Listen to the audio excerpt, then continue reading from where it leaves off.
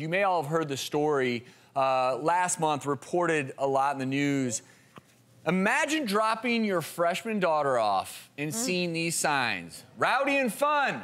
Hope your baby girl is ready for a good time. Freshman daughter drop-off with signs right here. This is where we talk with a lot of concern. When we start talking about concerns with sexual assault, consumption of alcohol, this is why. Because cultures like this. Yeah. I mean, I was in a sorority, my husband was in a fraternity, and I have 2 young boys, and, you know, I think they may be in a fraternity in the future, and I just think it is a sexist culture, and we know that, and we know these things are wrong. So to be so blatant on the first day of school and have this up there, that is just atrocious.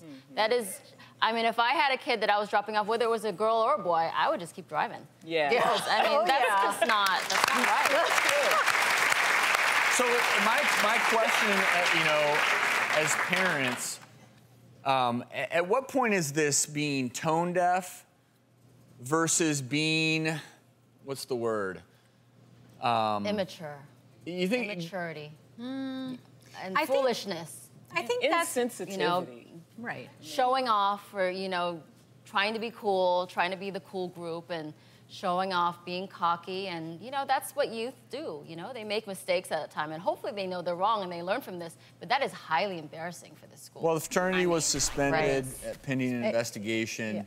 Obviously, they quickly realized they had to take these banners down. But I think what's good about this story, the only good thing, is that it represents a teachable moment for parents of boys and girls. So I have one of each. They're both teenagers. As you guys know, I will have gender-appropriate and age-appropriate conversations with both my kids, just as much my son as my daughter, because I am trying to raise a respectful man in how he interacts with other people, especially women. And so when stories like this are in the news, I will have a conversation with him about how he feels about it, how I feel about it, how that is never an appropriate way to objectify women or girls. And I have a conversation, and I think that's very important, because as mother of sons, you know, this is a priority for us. And then I will... the part about mom, drop mom off, too. Yeah, right? Oh, they'll drop me off. They'll meet the back of my hand. That's right. That's right.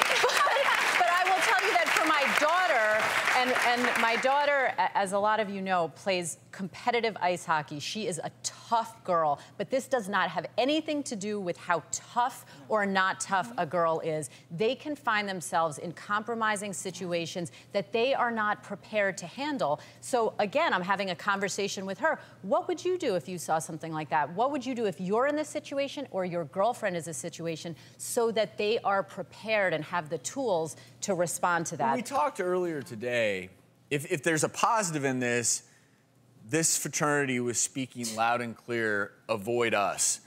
But we were talking in our briefing about how, whether it's high school or college or really any academic environment, there does tend to be oftentimes the freshman young woman shows up to campus, and the senior men or boys, there tends to be a culture at a lot of these schools.